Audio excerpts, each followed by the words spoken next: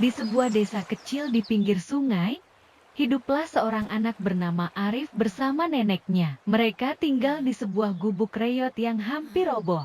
Setiap malam, angin dari sungai bertiup masuk melalui celah-celah dinding bambu, membuat mereka harus tidur berpelukan agar tetap hangat. Arif adalah anak yang rajin dan penyayang. Setiap pagi ia membantu neneknya mencari kayu di hutan kecil dekat desa lalu menjemurnya untuk dijual. Meskipun hidup mereka sangat sederhana, Arif tak pernah mengeluh. Ia selalu berusaha membuat neneknya tersenyum. Suatu sore, saat matahari hampir tenggelam, Arif dan nenek sedang memasak singkong rebus, satu-satunya makanan mereka hari itu. Sambil menunggu singkong matang, Arif membantu nenek menghitung kayu bakar. Ia menghitung dengan suara keras.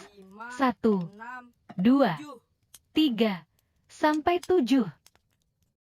Tanpa Arif dan nenek ketahui, tidak jauh dari gubuk itu, sekelompok pencuri sedang bersembunyi di balik pepohonan. Mereka baru saja kembali dari kota, setelah mencuri harta seorang orang kaya sombong. Tiba-tiba mereka mendengar Arif menghitung. Mereka panik, mengira Arif sedang menghitung jumlah mereka untuk melapor kepada warga. Komplotan pencuri itu menjadi ketakutan. Mereka berbisik-bisik dan akhirnya membuat keputusan. Karena mengira Arif mengetahui keberadaan mereka, mereka memutuskan untuk meninggalkan seluruh harta curian itu di dekat gubuk Arif, agar bisa kabur dengan cepat, tanpa jejak yang memberatkan.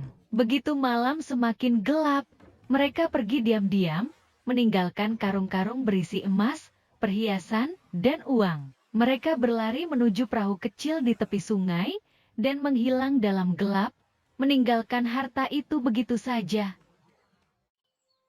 Keesokan harinya, Arif bangun untuk mengambil air di sungai. Namun langkahnya terhenti saat ia melihat tumpukan besar karung di dekat pintu gubuk mereka. Ia memanggil nenek dengan suara terbata-bata. Nenek terkejut melihat isi karung yang mengkilap, dan tidak percaya dengan apa yang terjadi. Awalnya mereka khawatir harta itu milik seseorang di desa. Namun setelah bertanya kepada warga, semua orang menggelengkan kepala. Tak ada satupun yang merasa kehilangan. Kabar itu pun menyebar, dan salah satu warga bercerita bahwa kota jauh ke utara sedang ramai membicarakan seorang yang kaya, hartanya dicuri. Namun orang kaya itu tidak peduli untuk mencarinya kembali karena terlalu sombong dan yakin ia bisa mengganti semuanya kapan saja. Nenek Arif menghela napas lega. Nenek Arif berkata, "Mungkin ini rezeki yang dikirimkan Tuhan untuk mereka," sambil mengusap kepala Arif. Mereka sepakat untuk memanfaatkan harta itu dengan bijaksana dan tidak boros. Dengan hati-hati, Arif dan nenek mulai memperbaiki gubuk mereka menjadi rumah yang lebih kokoh. Mereka juga membeli pakaian baru,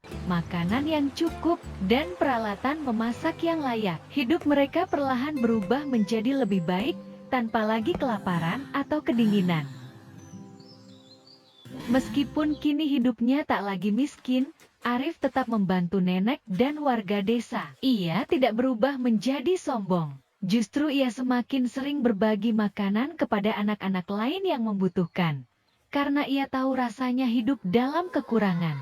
Desa pun menjadi lebih damai. Arif tumbuh menjadi anak yang baik hati, dan ia tidak pernah melupakan bahwa keberuntungan bisa datang kapan saja. Bahkan dari kejadian yang tak disangka-sangka. Pesan moral dari cerita ini adalah, jangan pernah berhenti berbuat baik, meskipun hidup dalam kesulitan. Kerendahan hati dan ketulusan akan membawa keberkahan yang tak terduga.